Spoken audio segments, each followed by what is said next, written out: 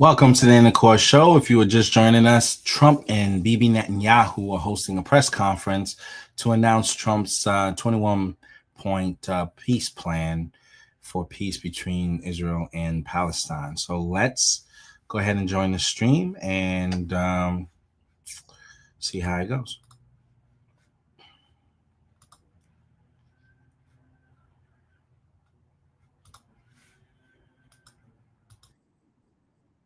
And the Prime Minister of the State of Israel.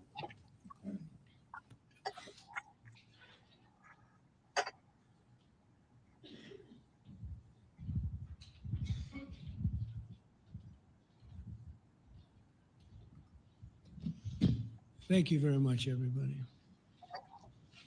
So this is a big day, a beautiful day, potentially one of the great days ever in civilization. Things that have been going on for hundreds of years and thousands of years. At least we're at a minimum very, very close, and I think we're beyond very close. And I want to thank Bibi for really getting in there and doing a job. We've worked well together, as we have with many other countries, both of us, with many other countries, which is the only way this whole situation gets solved. And I'm not just talking about Gaza. Gaza is one thing, but we're talking about much beyond Gaza. The whole deal, everything getting solved. It's called peace in the Middle East. So today is a historic day for peace, and Prime Minister Netanyahu and I have just concluded an important meeting on many vital issues, including Iran, trade, the expansion of the Abraham Accords, and most importantly, we discussed how to end the war in Gaza, but it's just a part of the bigger picture, which is peace in the Middle East, and let's call it eternal peace in the Middle East. So this is far more than anybody expected, but the level of support that I've had from the nations in the Middle East and surrounding Israel and neighbors of Israel has been incredible. Every single one of them. This afternoon, after extensive consultation with our friends and partners throughout the region, I'm formally releasing our principles for peace, which people have really liked, I must say. And these are done, not just routinely done, these are done with total consideration and working with the nations that we're talking about. All of these nations have made contributions to those suggestions. I want to thank the leaders of many Arab and Muslim nations for their tremendous support in developing the proposal, along with many of our allies in Europe. Europe has been very much involved, and as I was called by many of the European leaders, most of them saying, is this true? Are you really doing peace in the Middle East? This is the most incredible thing we've heard. Some think it's the biggest thing they've ever heard. They called just to find out, was it just a rumor or is it actually done? And then they said, have you spoken to the Arab leaders? Have you spoken to all of the other leaders that we have to get? A lot of people involved in this one. I also want to thank Prime Minister Netanyahu for agreeing to the plan and for trusting that if we work together, we can bring an end to the death and destruction that we've seen for so many years, decades, even centuries, and begin a new chapter of security, peace, and prosperity for the entire region. And I want to just say that my meetings and dialogue that we had with so many countries, Saudi Arabia as an example, the king is a phenomenal person. The Emir of Qatar, he's an incredible people. UAE, and that's MBZ and ABZ. We're totally involved. These are the people that we've been dealing with and who've been actually very much involved in this negotiation, giving us ideas, things they can live with, things they can't live with. Pretty complex. I mean, after 2,000, 3,000 years, whatever it is, I guess it's got to be a little complex, or it would have been done a long time ago. The King of Jordan was with us, as you know, in the United Nations. The President of Turkey, President Erdogan, is a friend of mine, a strong man, but a good man. President of Indonesia, somebody who's an amazing leader, Prabowo. He is an amazing leader and respected by everybody. He was in the room with us. We were together with most of these people that I'm mentioning. Others were by phone or the next day. The Prime Minister and the Field Marshal of Pakistan, they were with us right from the beginning. Incredible. In fact, they just put out a statement that they fully believe in this pact. It just came out just as I was walking around. They said, sir, you have a big notice from the Prime Minister of Pakistan and from the Field Marshal that they back this 100%. President El-Sisi of Egypt, who's terrific. And these are people I've gotten to know over the years. I mean, I would say it started around 2015 and then went into 2016 when the presidency officially began. But I've known him actually for a long time, and there are many cases really great men. I can't say in all cases, but I will tell you in many cases, they're great men and some great women too. Imagine being able to build an app with your name on it, just by thinking about it. Meet Base 44. If accepted by Hamas, this proposal calls for the release of all remaining hostages immediately, but in no case more than 72 hours. So the hostages are coming back, and I hate even saying this from the standpoint, doesn't sound right, but it is so important to the parents. The bodies of the young men, I believe in almost all cases, the young men are coming back immediately. I met with parents. The parents felt as strongly about getting the body of their dead boy back as they did as though the boy were alive and well. It's so important to them. And it means the immediate end to the war itself, not just Gaza. It's the war itself. Under the plan, Arab and Muslim countries have committed, and in writing in many cases, but I actually would take their word for it. The people I mentioned, I'd take their word for it, to demilitarize Gaza, and that's quickly. Decommission the military capabilities of Hamas and all other terror organizations. Do that immediately. And we're relying on the countries that I named and others to deal with Hamas. And I'm hearing that Hamas wants to get this done too, and that's a good thing. And destroy all terror infrastructure, including the tunnels, weapons, production facilities. They have a lot of production facilities that we're destroying. They'll also help train local police forces in the areas that we're discussing right now, in particular in and around Gaza, working with the new transitional authority in Gaza. All parties will agree on a timeline for Israeli forces to withdraw in phases. They'll be withdrawing in phases. No more shooting, hopefully. As progress is made toward achieving these goals, Arab and Muslim nations need to be allowed the chance to fulfill these commitments of dealing with Hamas. They have to deal with them because they were the one group that we have not dealt with. I haven't dealt with them. But the Arab countries are going to, and Muslim countries are going to be dealing with Hamas, and I believe they've already been there. I think they probably have an understanding, and they haven't maybe mentioned that, but I would imagine they do. Otherwise, they wouldn't have gone as far as they've gone.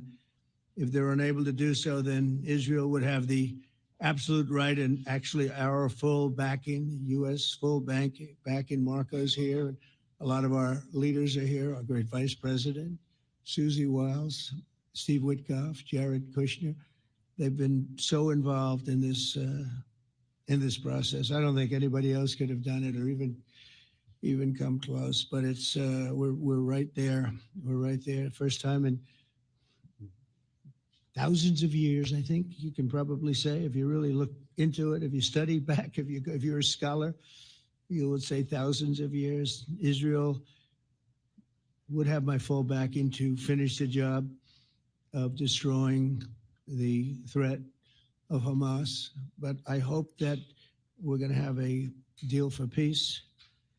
And if Hamas rejects the deal, which is always possible, they're the only one left. Everyone else has accepted it. But I have a feeling that we're going to have a positive answer. But if not, as you know, Bibi, you'd have our full backing to do what you would have to do. Everyone understands that the ultimate result must be the elimination of any danger posed in the region, and the danger is caused by Hamas. The tyranny of terror has to end, and this is, again, something that we're looking for. This is eternity. This is for forever. To ensure the success of this effort, my plan calls for the creation of a new international oversight body, the Board of Peace, we call it, the Board of Peace, sort of a beautiful name, the Board of Peace, which will be headed, not at my request, believe me, I'm very busy, but we have to make sure this works. The leaders of the Arab world and Israel and everybody involved asked me to do this, so it would be headed by a gentleman known as President Donald J. Trump of the United States. That's what I want, is some extra work to do, but it's so important that I'm willing to do it, and we'll do it right, and we're going to put leaders from other countries on, and leaders that are very distinguished leaders, and we'll have a board, and one of the people that wants to be on the board is the UK former Prime Minister, Tony Blair, good man, very good man, and some others, and they'll be named over the next few days, and it'll be quite the board. Working, everybody wants to be on it now. I don't know if that had anything to do. They named me and everybody else wanted to be on it. I guess they figure, well, he's a soft touch. He'll be easy to deal with. Working with the World Bank and others, it will be responsible for recruiting and training a new government that will be made up of Palestinians along with highly qualified experts from all around the world. Hamas and other terrorist factions will play no role in the board, but they'll play no role in the governance of Gaza at all, directly or indirectly. As you know, thousands of Hamas leaders have been killed and soldiers have been killed. And we can never forget October 7th, but thousands have paid the price for that. And now it's time to get our hostages back and get back to trying to build something that's really great and very important. In our meeting today, Prime Minister Netanyahu was very clear about his opposition to a Palestinian state. And he continuously mentions October 7th, and I understand that. Most people do. And I understand and respect his position on many things, but what he's doing today is so good for Israel. I noticed that they have large crowds gathering in Israel all the time, and they have my name up. They like me for whatever reason, Bibi, I don't know, but they do like me. But they say two things: please get the hostages back and please end the war. They've had it. It's had it. So I think it's a very popular thing you do, because he's a warrior. He doesn't know about getting back to a normal way of life, but he is a warrior, and Israel's lucky to have him. But now the people want to get back to peace. They want to get back to normalization in a true sense. Several countries have foolishly recognized the Palestinian state. As you know, some of our European friends, allies, good people, but they're really, I think, doing that because they're very tired of what's going on for so many decades. They've been presidents and prime ministers for years, and during this time, having to do with the Middle East, all they're doing is talking about the same thing over and over. They want to see it get back. And nobody wants that more than me, or I believe Bibi too. But the people of Israel want it. They really want it. They want the hostages back. That includes the probably 32 bodies that we're talking about, 20 people that are living, 32 or so people that are dead, and they want to have peace. So let us not forget how we got here. Hamas was elected by the Palestinian people. Israel withdrew from Gaza thinking they would live in peace. Remember that a long time ago, they withdrew. They said, you take it. This is our contribution to peace. But that didn't work out. That didn't work out. It was the opposite of peace. They pulled away. They let them have it. And I never forgot that, because I said, it doesn't sound like a good deal to me. As a real estate person, I mean, they gave up the ocean, right? Ron, they gave up the ocean. They said, who would do this deal? And it still didn't work out. They were very generous, actually. And they gave up the most magnificent piece of land in many ways in the Middle East. And they said, all we want to do now is have peace. And that request was not honored. Instead of building a better life for the Palestinians, Hamas diverted resources to build over 400 miles of tunnels and terror infrastructure, rocket production facilities, and hid their military command posts and launch sites in hospitals, schools, and mosques. So if you went after them, you'd be after them, and you wouldn't even realize you ended up knocking out a hospital or school or a mosque. A terrible thing, terrible, terrible way to have to fight. No fight is good, but that's a real bad one. So there are many Palestinians who wish to live in peace. Many. I've seen so many of them. And they have support. And I challenge the Palestinians to take responsibility for their destiny, because that's what we're giving them. We're giving them responsibility for their destiny, fully condemn and prohibit terrorism and earn their way to a brighter future. They don't want the life that they've had. They've had a rough life with Hamas. If the Palestinian Authority does not complete the reforms that I laid out in my vision for peace in 2020, they'll have only themselves to blame. We're giving them an amazing footprint, and they have amazing support from the leaders of the Arab world and the Muslim world, the great leaders. These are great leaders. These are unbelievable leaders that have built great countries and very wealthy countries. What the future holds for the Palestinians, no one really knows, but the plan that we put forward today is focused on ending the war immediately, getting all of our hostages back, getting everything back. Hard to believe when you even say it, and creating conditions for durable Israeli security and Palestinian success. Israeli security is going to be involved. We're going to help you. We'll be there with you. In terms of helping with security, we want to make sure it works. We just want to make sure it works. There shouldn't be a shot fired. Now, there will be, I guess, because that's the way it seems to be, but there shouldn't have to be within a few days. There shouldn't have to be a shot fired. Maybe for eternity. Wouldn't that be nice? I hope it's true. I can tell you the leadership of that region feels that there's a good chance of it being true. So this will lead to this agreement that we're talking about will lead to a sustainable long-term peace. No president in history has been a greater friend of the state of Israel than I have, in addition to negotiating the Abraham Accords. I like to say it that way because the real people, that's what they call Abraham. I would say Abraham, but it's so much nicer when you say Abraham. So much more elegant.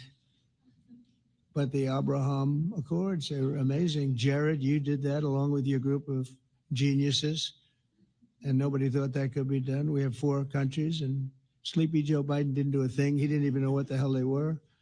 He should have had them full up. But I think this will also lead to packing them. And who knows, maybe even Iran can get in there. I hope, we hope we're going to be able to get along with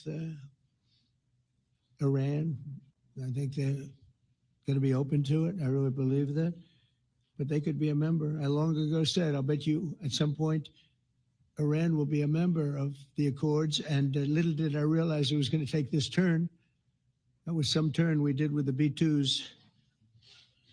But I think they might very well be there because it's a great thing for them economically. I recognize the eternal capital of Israel. I opened the American embassy in Jerusalem. That was something that everyone said would never be done, could never be done. Virtually every president for many, many years, for decades, would campaign on making Jerusalem the capital of Israel. They campaigned on it over and over. Is that right, Steve? Is that right?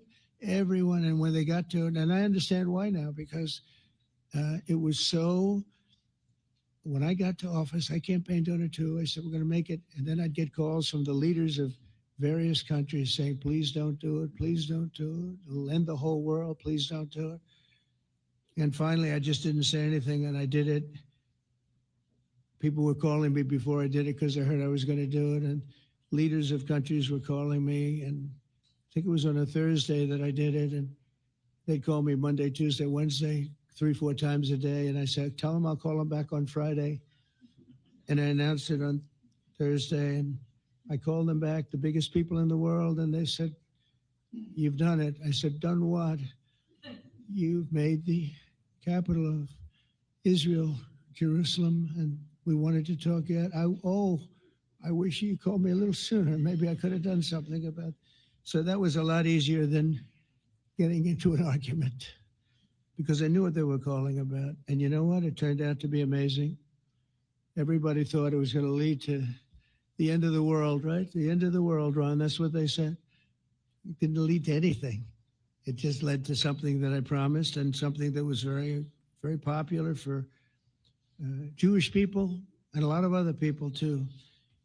I recognize Israeli sovereignty over the Golan Heights, and I cut taxpayer funding to the corrupt United Nations Relief and Works Agency. And United Nations was interesting because, as you know, a few days ago, they introduced me. Ladies and gentlemen, the President of the United States. I'm looking at my teleprompter, and the thing was dead, stone cold, dead. The thing's up here. I have a long, beautiful speech to make. I'm back 30 feet back, and I'm saying, they're introducing me. There's nothing on my teleprompter. So, but I made a speech. I actually got good marks. You think Biden could have done that? I don't think so. I don't think he could have done that. I don't think too many people could have done it. But actually, it was actually more of a speech from my heart, if you want to know the truth. I think it was maybe better in certain ways because it was from the heart. It has to be from the heart. Otherwise, you're in big trouble. But I cut taxpayer funding for that very corrupt United Nations Relief and Works Agency, and nobody thought that would be done, and withdrew from the horrible Iran nuclear deal that was imposed upon Israel by Barack Hussein Obama and Biden.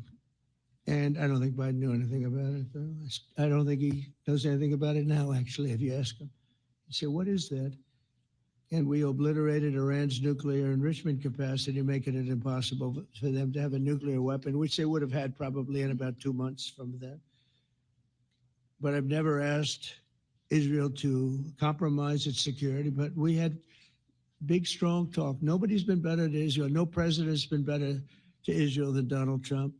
But we had a long, strong talk, Bibi and I, and he understands it's time. It's time. History has shown. And the people of Israel want it. And the people of the Middle East want it. The people of enemies of Israel want it. But they don't have really too many enemies right now. And you know what? Many countries have gained great respect for Israel, for the way they fight, for the job they do, including me. I had respect anyway, but they gained respect. History has shown us that those who have relations with Israel have thrived, while those who have devoted resources and attention toward the destruction and even annihilation of Israel have languished. They haven't done well. Israel is not going anywhere. They're going to coexist with other people and countries in the region, from Syria to Lebanon to Saudi Arabia. The promise of a new Middle East is so clearly within our reach. This is the closest we've ever come to real peace, not fake peace, not political fool's peace. If we can get this difficult problem solved, the opportunities for all within that vast region of this world, it's a vast region. It's unlimited. The Abraham Accords show that all countries are better off when they communicate and work together and embrace new opportunities. I hope Jared and Steve and Susie and Marco and JD, we have great people. I hope you guys are going to work very hard to get these other countries in, because now they have no excuse. There's no longer an excuse. They were somewhere hesitant. And I tell you, the 4 countries that went in, I give them tremendous credit, and it's worked out incredibly well for them. In the same spirit, I'm pleased to report that earlier today, we took another important step toward greater understanding of the region. A short time ago, we had a historic phone call in the Oval Office with Prime Minister Tani, who's really a great person. So we had a great talk, and I was on the phone, and Bibi was talking. Prime Minister Al Thani was of Qatar. They really had a heart-to-heart conversation. It was a great conversation, I thought. It was productive. It was everything that you need to have something turn out to be successful. And I want to thank Bibi, and I want to thank the Prime Minister. It was fantastic. We agreed to launch a formal trilateral mechanism between Israel, Qatar, and the United States to begin a dialogue to enhance mutual security, correct misperceptions, and avoid future misgivings. And I want to thank Qatar, its leadership, and the Emir. He's a fantastic person. I think, I'm going to be his public relations man because I know him differently than a lot of people know him. But he wants peace. He wants to see peace. And his people, and they really acknowledge the critical role that they've played as mediator. And again, we're not quite finished. We have to get Hamas, but I think they're going to be able to do this. So now it's time for Hamas to accept the terms of the plan that we've put forward today. And again, this is a different Hamas than we were dealing with because I guess over 20,000 have been killed. Their leadership has been killed 3 times over.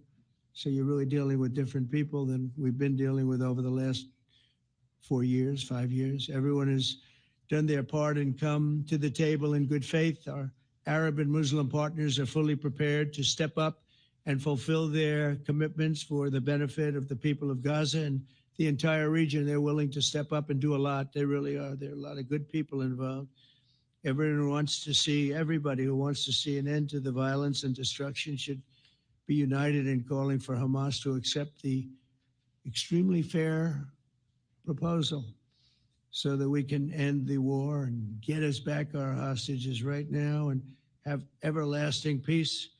And I look forward to having relationships with everyone. As the chairman of the board, I'll be involved, and we'll have meetings with some very smart people that'll be working over there to make sure that we haven't just been wasting time with an agreement that doesn't get done. The task of building peace will not be easy.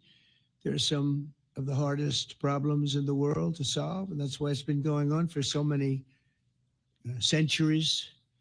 But too many lives are at stake not to try, and this was more than a try. I mean, I think this is something that gets done when you have virtually every country, and these are powerful countries that have a lot of money, and the money can make things happen. A lot of countries try and they don't have any money. These are very rich countries that can make things happen. So together we'll forge a much safer and more hopeful future for everybody, including Israel. And I want to thank Prime Minister Netanyahu for his partnership. And I want to thank all of the leaders, the kings and the emirs and the presidents and prime ministers, people I mentioned.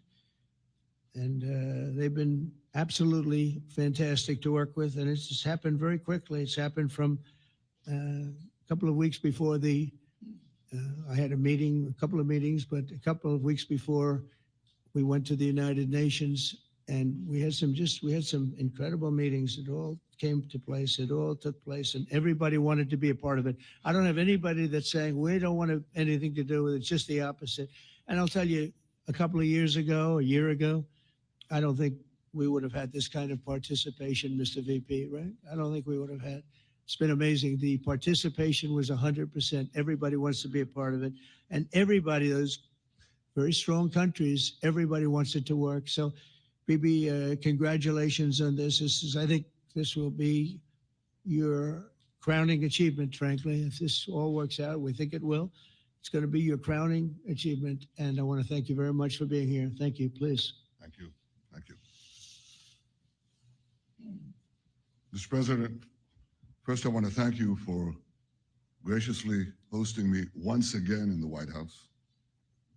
And second, I want to thank you for your friendship and for your leadership. From Jerusalem to Tehran, from the Golan Heights to Gaza, you've proven time and again what I've said many times. You are the greatest friend that Israel has ever had in the White House. And Mr. President, you and I both know it's not even close. While you focus at home on making America great again, your leadership abroad is changing the world for the better, ending wars and advancing peace. I believe that today we're taking a critical step towards both ending the war in Gaza and setting the stage for dramatically advancing peace in the Middle East. And I think beyond the Middle East, in very important Muslim countries.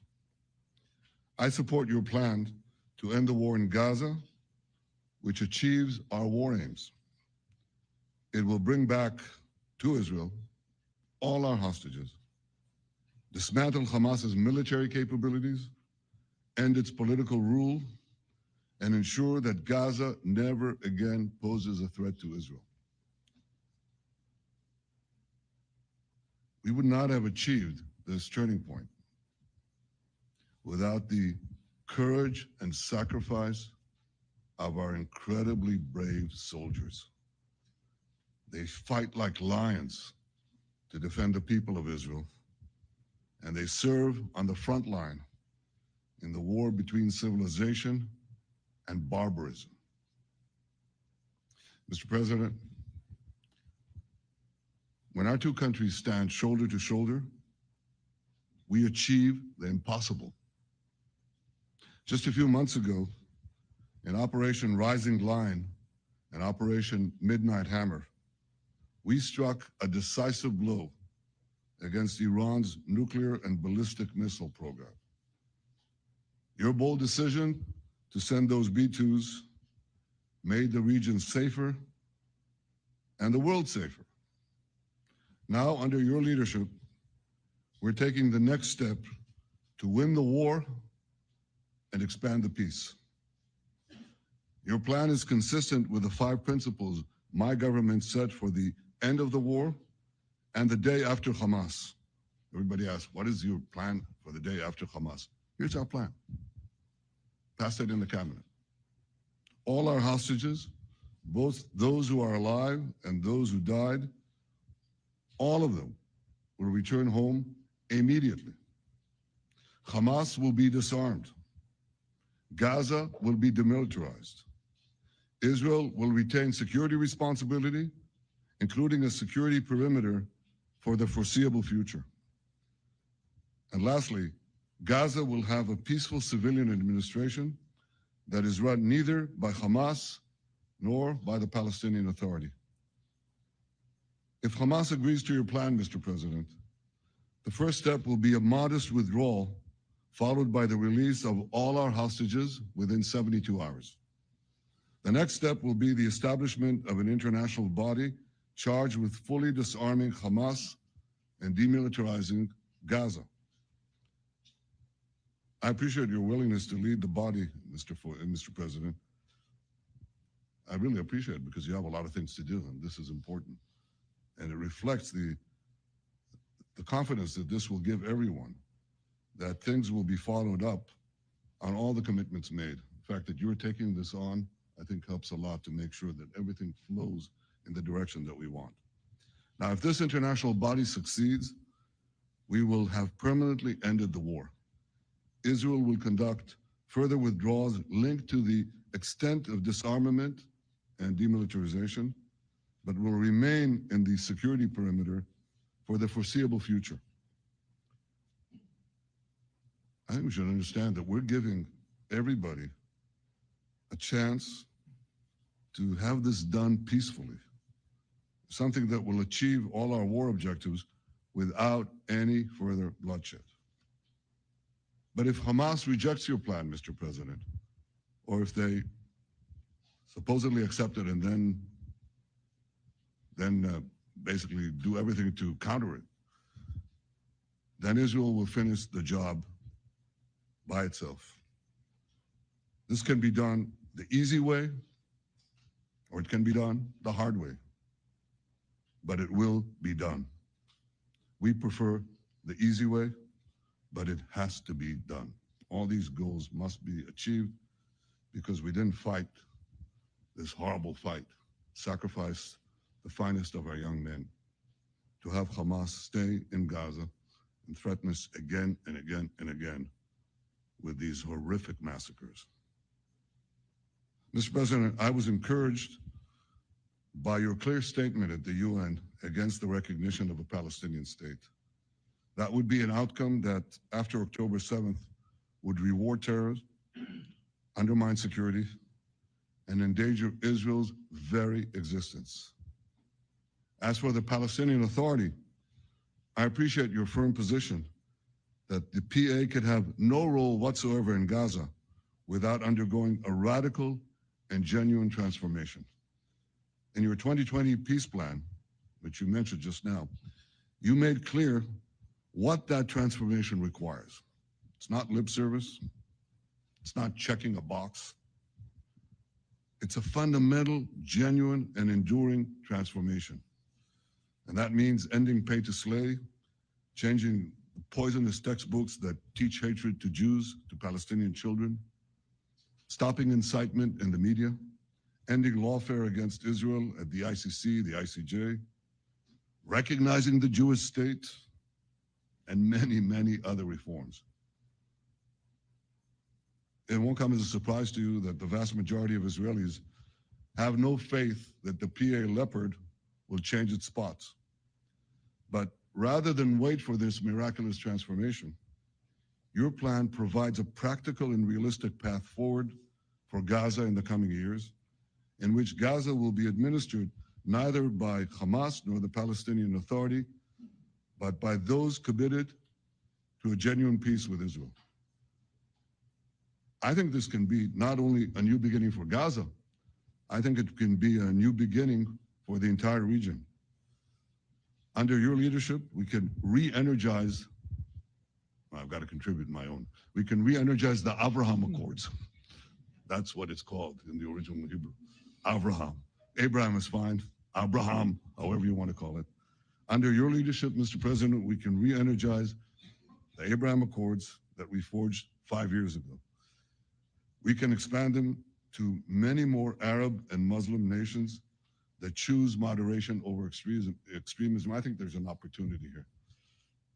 It's not going to be easy. It's tough going, but I think if we succeed, you're absolutely right. We're going to open possibilities that nobody even dreamed of.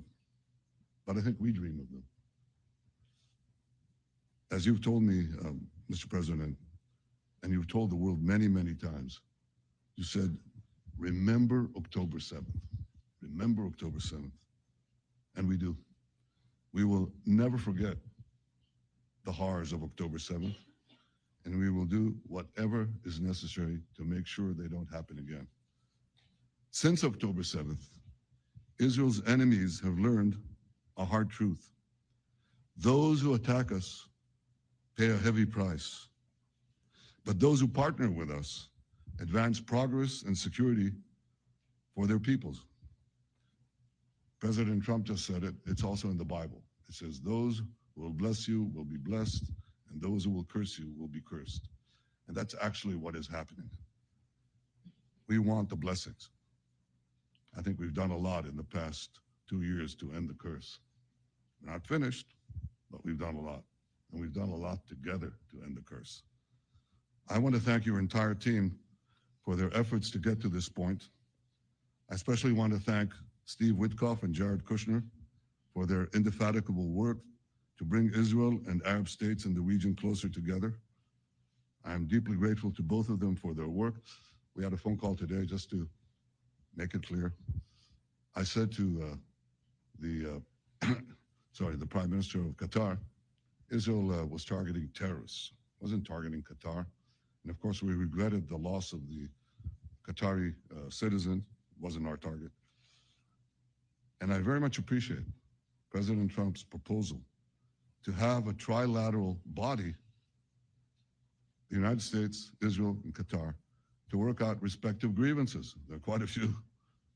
But if we could try to mitigate them or put it on a different footing, I think that'll be good for everyone.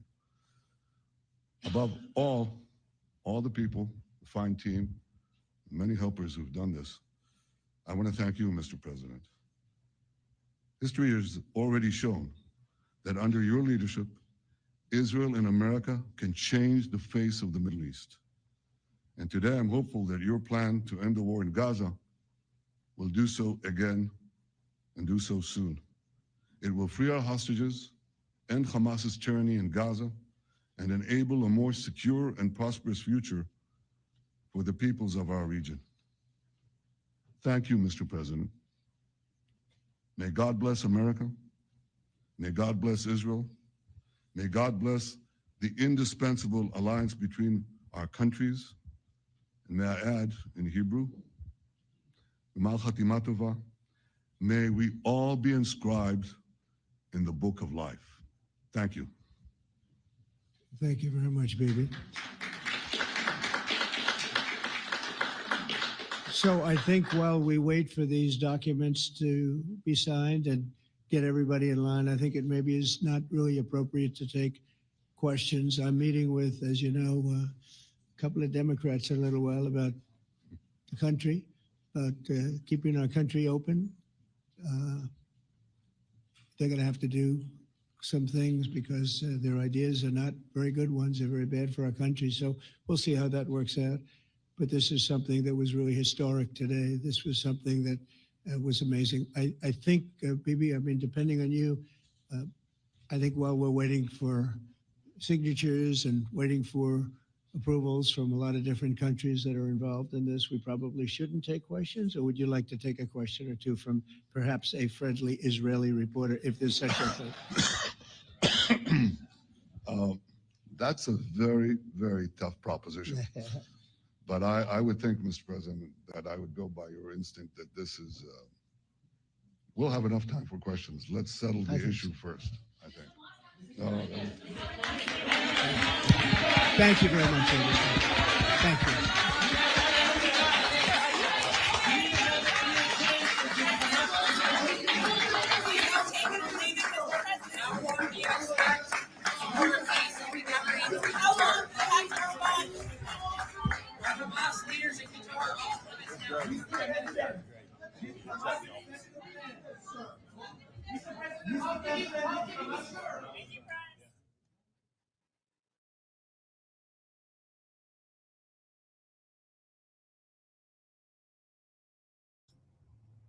But there you have it. That was Donald Trump's press conference with Bibi Netanyahu, the president of Israel. I don't know if we got a lot of stuff out of that. It sounds like what they're coming to is some sort of peace arrangement between Israel and Palestine. And there isn't a lot of details. I mean, I've found some stuff online. I'm not sure how accurate it is, but they're essentially saying that, you know, Trump has presented a plan to hopefully get a peace arrangement in that area of the world. Now, my initial thoughts is that Trump's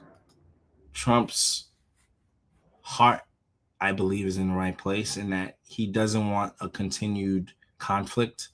And I think there's a little bit of ego there too, that he ultimately does want to be viewed as the president of peace, who's not starting new wars. I think he'll engage from time to time as a means of just reflecting strength, but not that he wants to be in this ongoing endless battle. I don't think that's Trump's agenda. On the flip side, I do think Bibi Netanyahu's thing is motivations are slightly different. From what I understand, there's some troubles at home with him being reelected. And as long as he was in a conflict where he was portraying himself as the defender of Israel, it put him in a positive light and therefore got him positive views and positive support from his people. So for him, his motivation is to keep the conflict ongoing so that he has a mandate to fulfill as the president of that country. As long as there's a problem to solve, then he can position himself as the best fit to solve the problem. But if there isn't a problem to solve, then that means now he has to appeal to his own people in different ways. And I don't know that his message is resonating to those people. I think if for nothing else, it's going to build his legacy as a strong leader in the eyes of their people. But whether or not they choose to have his style of politics continue, seeing how I think he's under investigation for some corruption and a few other things, it seems like things are a little shaky for him. And his motivation makes sense to constantly be in conflict, constantly be in war. First, he's fighting with, the Palestinians. Then he's fighting with the next crew. Then it's with the Houthis. Then it's with Yemen. Then it's with, Iran. It's like the conflict keeps evolving. Now he's bombing Qatar, and then it's with all these other people. And it's more and more conflict. But a lot of people aren't paying attention that as long as he's at war, there's a mandate that supports his power. It keeps him in a position of power. So I think his motivation is slightly different. And I think he's also got an agenda to expand the reach of Israel to be more than just the area that it currently covers. I think they say Israel is the size of New Jersey, but according to the Bible and other texts that they follow, they believe that their reach should be much deeper. So I think there's a motivation for him to cover more ground and get a portion of Syria and other places. At least that's what's been said out there by the pundits who study this stuff a lot more than I do. But to me, I think it's important to understand each people's motivation. I think for the Palestinians, their motivation is they don't want to be occupied. They want to obviously have their rule. They want to have their authority over the land that's been perceived as theirs or determined to be theirs by the United Nations and others. They want their own statehood. They want the ability to make their own decisions. And so for that reason, they want to still have their independence. And these people have been willing to stay on the land and die for it. When they try to push them out and tell them to go to another place and have different Arabian countries take them in, these people are like, no, this is our land. We'll die with it. There's some conviction there. So I'm on the side of just peace. I would hope that everybody could get themselves along, right? I don't think it makes sense for Israel to fight all this fight and then to be alienated by the world where no one wants to do any business with them. Everyone, feels negatively towards them, and now they can't trade. Now they don't have influence. You know what I mean? Because everyone has a negative taste in their mouth about how they do business. So I just don't think just bullying these people into meeting your agenda is the way to go about it.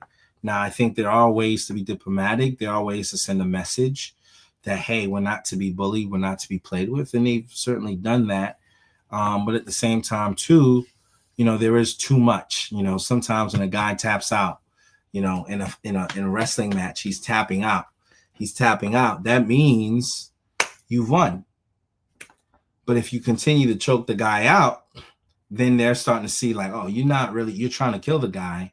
You're trying to, destroy him. It's not even for sport anymore. And I think that's where the U.S. could be useful in playing a part to neutralize the tension that I think is building up.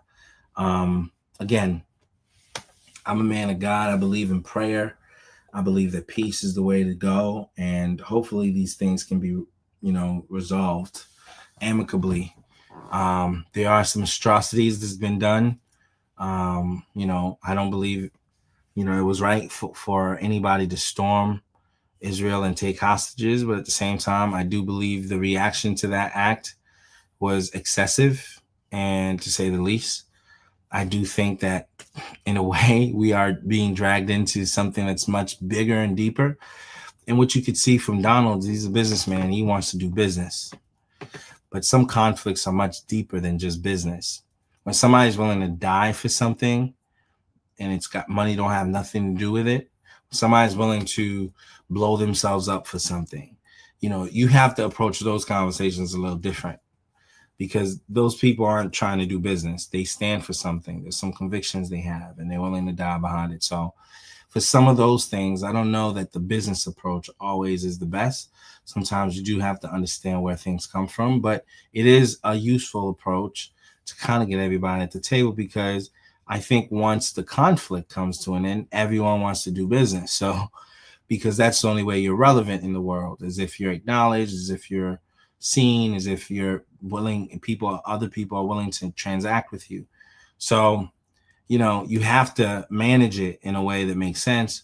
But Donald Trump is all business. He's about perception, portraying strength and business, having leverage, having the upper hand. And that works for him in most cases. In some cases, it doesn't. Now, I support him on a lot of different points. But he did say he was not a war president. And that was one of the reasons why I supported him. I don't see how it makes sense for his legacy if he continues to engage in other people's wars that really don't have nothing to do with us.